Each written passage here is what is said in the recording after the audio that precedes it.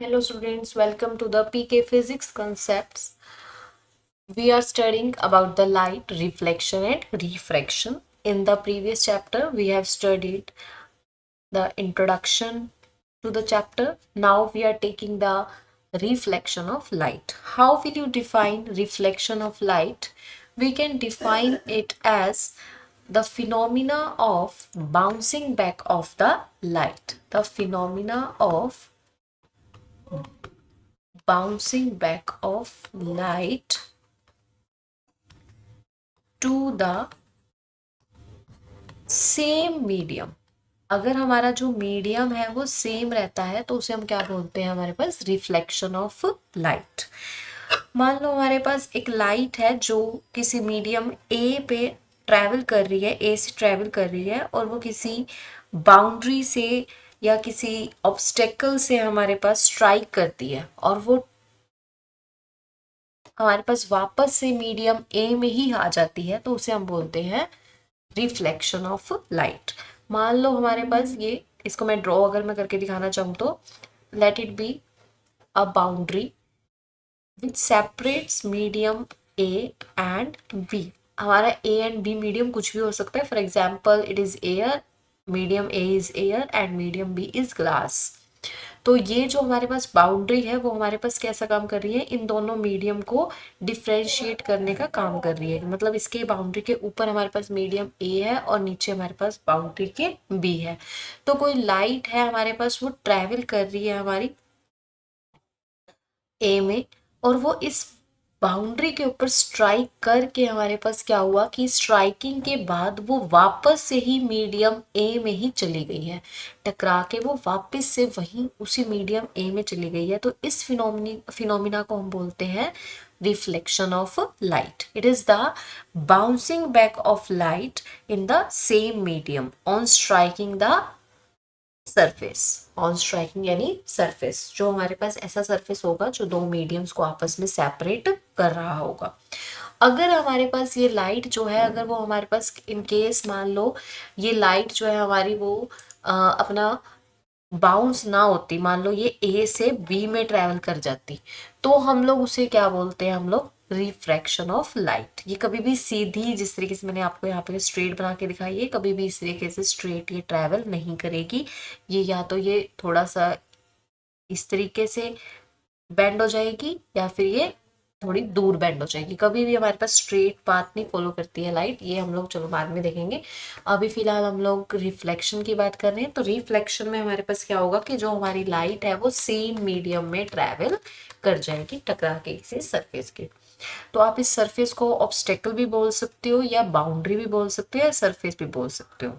तो जो हमारे पास ये लाइट हमारे पास आ रही थी, इस वाली हम लाइट को बोलेंगे इंसिडेंट लाइट या इंसिडेंट रे, और इस लाइट को हम बोलेंगे रिफ्लेक्टेड रे। इंसिडेंट का मतलब कि जो हमारे पास आ रही है, जो इस सरफेस के ऊपर फॉल कर रही है, और रिफ्लेक्टेड रे का मतलब क्या है कि जो टकरा के वापस से इसी मीडियम में जा रही है। अब टकरा के वापस इसी मीडियम में जा रही है तो इस फिनोमिना को हम क्या बोलते हैं, रिफ्लेक्शन, और इस रे को हम लोग बोल देते हैं रिफ्लेक्टेड रे। अब हमारे पास नेक्स्ट हमारा है टाइप्स ऑफ रिफ्लेक्शन। अब ये हमारा जो रिफ्लेक्शन है वो भी हमारे पास दो टाइप के होते हैं। फर्स्ट हमारे पास है regular and second is irregular. तो सबसे पहले हम देखते हैं regular reflection of light. Regular reflection में क्या होगा कि जो अगर हमारा सरफेस जो है वो बिल्कुल स्मूथ हो, बिल्कुल पॉलिश्ड हो, तो हमारे पास लाइट कैसे होगी, अगर हमारी जो लाइट है वो पैरेलल फॉल कर रही है तो हमारे पास रिफ्लेक्शन के बाद भी वो कैसी होगी, पैरेलल ही निकलेगी। अब जैसे देखो ये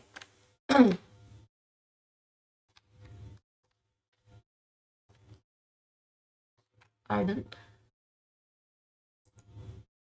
फॉर एग्जाम्पल अब जैसे देखिए हमारे पास ये वाली जो हमारी फर्स्ट रे थी, मान लो मैं इसको फर्स्ट रे बोल दूं, ये फर्स्ट रे यहाँ से इंसिडेंट रे हमारी, और ये इस पॉइंट पर आके टकराई इस ऑब्स्टेकल से, इस बाउंड्री से, और ये क्या होगी, रिफ्लेक्ट होगी इधर। मान लो मैं इसको 1 बोल देती हूँ। जो हमारी ये सेकंड रे है, मान लो ये यहाँ से स्ट्राइक करके वापस से हमारे पास बिल्कुल इसके पैरेलल जाए अगर वन डैश के, तो हम लोग इसे क्या बोलेंगे, रेगुलर रिफ्लेक्शन।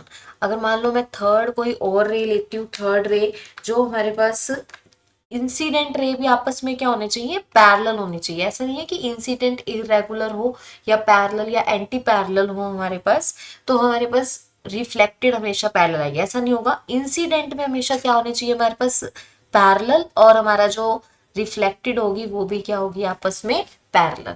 तो अगर हमारी इंसिडेंट रे भी पैरेलल है और रिफ्लेक्टेड रेज भी हमारे पास अगर पैरेलल है, तो हम ऐसी रिफ्लेक्शन को हम लोग क्या बोलते हैं, रेगुलर रिफ्लेक्शन। और दूसरी जो हमारे पास सेकंड टाइप है irregular reflection, sorry reflection. Irregular reflection में हमारे पास क्या होगा कि जो हमारा सरफेस होगा वो हमारा बिल्कुल प्लेन स्मूथ नहीं होगा, बिल्कुल प्लेन या स्मूथ हमारे पास नहीं होगा। तो ऐसी रिफ्लेक्शन को हम लोग बोलते हैं इरेगुलर रिफ्लेक्शन। अगर मैं बात करूं इरेगुलर रिफ्लेक्शन की, तो इरेगुलर रिफ्लेक्शन में क्या होगा, पहले तो जो हमारा सरफेस है वो बिल्कुल स्मूथ ना होकर के थोड़ा रफ सा सरफेस होगा हमारे पास।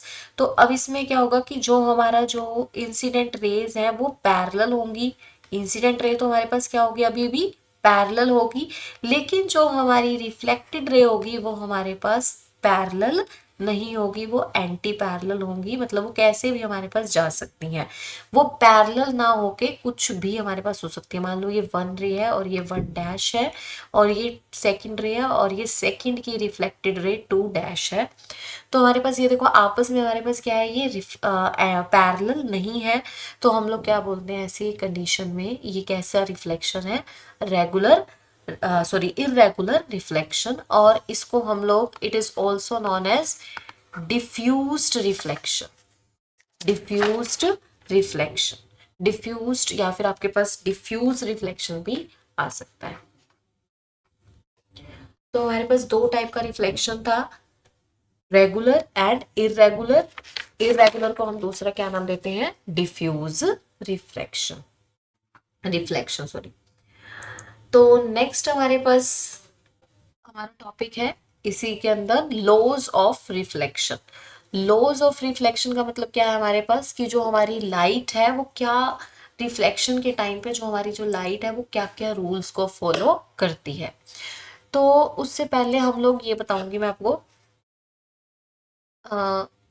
मान लो ये मेरे पास ये हमारा कोई सरफेस था जो हमारे पास मीडियम ए और बी को आपस में स्ट्राइक करवाती, डिफ्रेंशिएट करवा रही है, दोनों को अलग अलग कर रही है, सेपरेट कर रही है। तो फर्स्ट रे जो हमारे पास आ रही है उसे हम लोग क्या बोल रहे हैं, जो हमारे पास फॉल कर रही है सरफेस के ऊपर, इसे हम बोलते हैं इंसिडेंट रे। टकरा के जो ये इसी मीडियम में वापस जाएगी इसे हम बोलेंगे रिफ्लेक्टेड रे। और अगर मैं इस सरफेस के बिल्कुल एक परपेंडिकुलर एक ड्रॉ करवाऊं इस सरफेस के, तो इस रे को हम बोलते हैं नॉर्मल रे। अगर हम लोग इंसिडेंट रे और नॉर्मल रे के जो बीच का एंगल अगर हम देते हैं तो इसे हम बोलते हैं एंगल ऑफ इंसिडेंस। अगर हम लोग नॉर्मल रे और रिफ्लेक्टेड रे के बीच का एंगल लेते हैं तो इसे हम बोलते हैं angle of reflection, angle of reflection.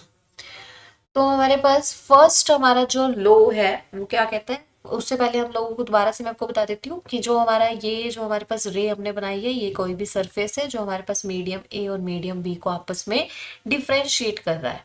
तो हमारे पास फर्स्ट हमारे पास ये जो हमारे पास लाइट यहाँ पे फॉल कर रही है इस सरफेस के ऊपर, इसे हम बोलते हैं इंसिडेंट रे। और जो टकरा के वापस से उसी मीडियम में बाउंस कर जाती है लाइट इसको स्ट्राइक करके, तो हम उसे बोलते हैं रिफ्लेक्टेड रे। और अगर हम लोग एक रे लेते हैं जो हमारे पास इन इस सरफेस के बिल्कुल परपेंडिकुलर है, 90 डिग्री पे है, तो ऐसी हम रे को बोलते हैं नॉर्मल रे। अब जो नॉर्मल रे और इंसिडेंट रे के बीच का जो एंगल हमारे पास होगा इसे हम बोलते हैं एंगल ऑफ इंसिडेंस। और जो हमारे पास नॉर्मल और रिफ्लेक्टेड के बीच का जो एंगल होगा उसे हम बोलते हैं एंगल ऑफ रिफ्लेक्शन। तो हम लोग चलते हैं नेक्स्ट अपना लॉज की तरफ। तो फर्स्ट लॉ अपने पास है angle of incidence is always equals to the angle of reflection. तो हमारा फर्स्ट लॉ हमें क्या कहता है, आप लोग अपने साथ में एनसीईआरटी की बुक्स लेके बैठेंगे तो बेटर होगा। तो फर्स्ट लॉ अपने को कहता है कि जो हमारा एंगल ऑफ इंसिडेंस, यानी कि एंगल ऑफ इंसिडेंस को अगर मान लो मैं आई से लिख देती हूँ, और angle of reflection R. Angle of incidence क्या था हमारे पास, जो हमारे पास नॉर्मल और इंसिडेंट रे के बीच का एंगल, और एंगल ऑफ रिफ्लेक्शन अपने पास क्या था, नॉर्मल और रिफ्लेक्टेड रे के बीच का एंगल। तो अगर वो दोनों एंगल आपस में इक्वल है तो हमारे पास हम लोग क्या कहेंगे कि जो हमारा लाइट है वो रिफ्लेक्ट हुआ है, या फिर हम लोग ये इसका फर्स्ट लो है रिफ्लेक्शन का, कि अगर लाइट हमारे पास रिफ्लेक्ट हो रही है तो हमारे पास हमेशा ये दोनों एंगल इक्वल हो गए। हमें नहीं कोई फर्क पड़ता कि रेगुलर रिफ्लेक्शन है या इरेगुलर रिफ्लेक्शन है। अगर मान लो ये वाला एंगल हमारे पास 45 डिग्री का है तो बाय डिफॉल्ट ही रिफ्लेक्शन के अंदर आर भी कितने का होगा, एंगल ऑफ आर भी हमारा कितना होगा, 45 डिग्री का ही रहेगा। तो यानी कि फर्स्ट लॉ अपने को क्या कहता है, angle I is equals to angle R. तो इसे हम बोलते हैं आई और इसे हम बोलते हैं आर। तो दोनों हमेशा क्या रहेंगे, इक्वल। अगर ये दोनों 54, ये 54 डिग्री का है तो हमें पता है कि दूसरा भी कितने का होगा, 54 डिग्री का होगा। अगर आपको एक एंगल मान लो 60 का दे रखा है तो अपने आप ही हमें अंडरस्टूड है अगर वो रिफ्लेक्शन हो रहा है तो दूसरा एंगल भी कितने का होगा, 60 डिग्री का ही होगा। तो फर्स्ट लॉ में क्या कहता है कि जो हमारा angle of incidence is equals to angle of reflection. Next हमें क्या कहता है, नेक्स्ट रूल हमें कहता है कि incident ray, reflected ray and normal all lie in the same plane. हमारा जो प्लेन रहेगा वो हमेशा क्या रहेगा, सेम।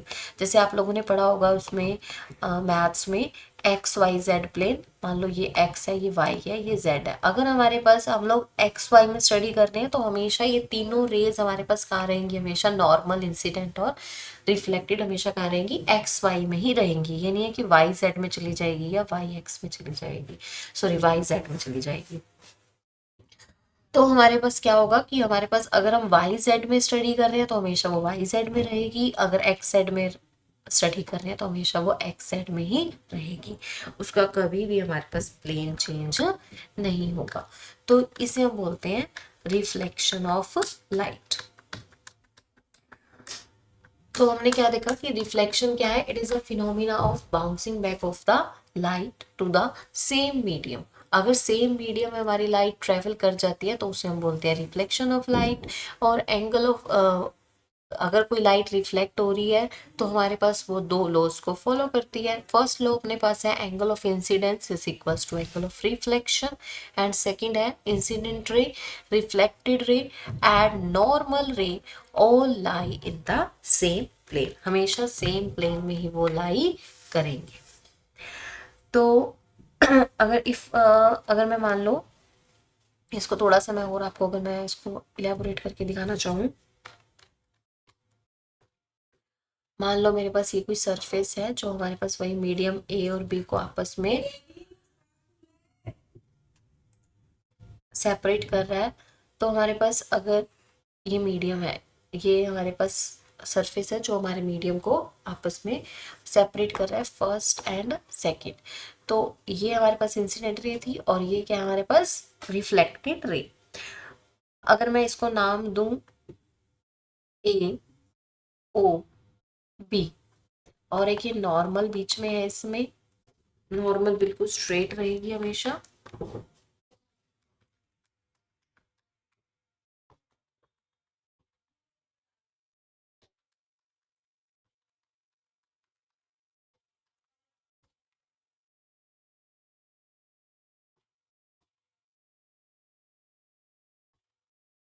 हमेशा बिल्कुल स्ट्रेट आप लोग इसको ड्रॉ करेंगे। अभी ये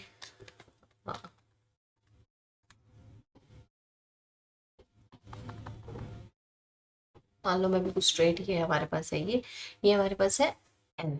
तो एंगल ए ओ एन ये अपने को क्या दिखाएगा, एंगल आई, एंगल एन ओ बी अपने को क्या दिखाएगा, एंगल ऑफ रिफ्लेक्शन।